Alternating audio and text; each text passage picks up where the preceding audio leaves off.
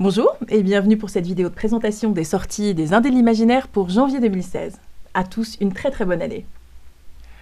Commençons chez Mnemos par une très belle édition 20e anniversaire. C'est La Geste du 6e Royaume d'Adrien Thomas qui vous est proposée dans une édition prestige. Édition limitée, en version cartonnée avec signet et en prime, une nouvelle inédite qui est située dans l'univers de La Geste. Rappelons que l'auteur a reçu le prix Imaginal pour cet ouvrage qu'il a révélé.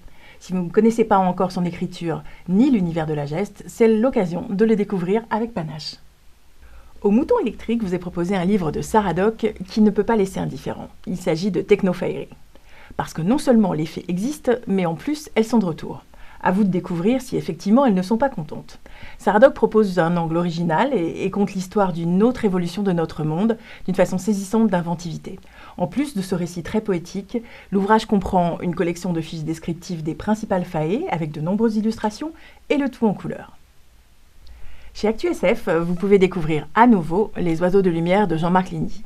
Avec ce roman, nous voilà embarqués dans un space opéra sensuel et rock'n'roll. Un baroudeur nommé Aoptao cherche à percer le mystère de ces créatures intrigantes que sont les oiseaux de lumière, et pour ça il devra se lancer dans l'espace. Jean-Marc Ligny chronique de nouveaux mondes, avec une réussite qui a valu à son roman le prix Tour Eiffel en 2001. Plongez-vous dans cette réédition. Passons maintenant aux sorties Hélios, la collection poche des Indés de l'Imaginaire.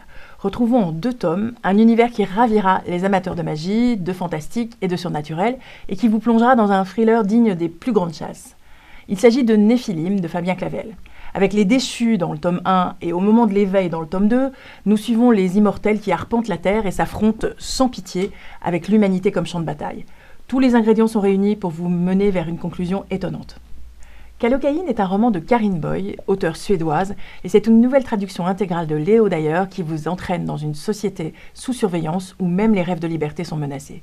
Cet univers est un des romans dystopiques marquants du XXe siècle. Rêver pour résister reste d'une grande actualité. Enfin, avec Inner City, Jean-Marc Ligny vous propose de découvrir la ville fantôme qui est devenue Paris, alors que les réalités virtuelles ont pris le dessus. Les banlieues grondent autour de cette cage dorée, menacée de l'intérieur par un serial killer. Ce roman, vainqueur du Grand Prix de l'Imaginaire, vous plonge dans un univers cyberpunk et propose une réflexion engagée, comme son auteur. Voilà, c'en est tout pour les sorties de ce mois de janvier. Avec ça, vous en avez pour un bon moment de lecture. Alors à la prochaine, à bientôt. Action. Hey, bonjour et bonne année.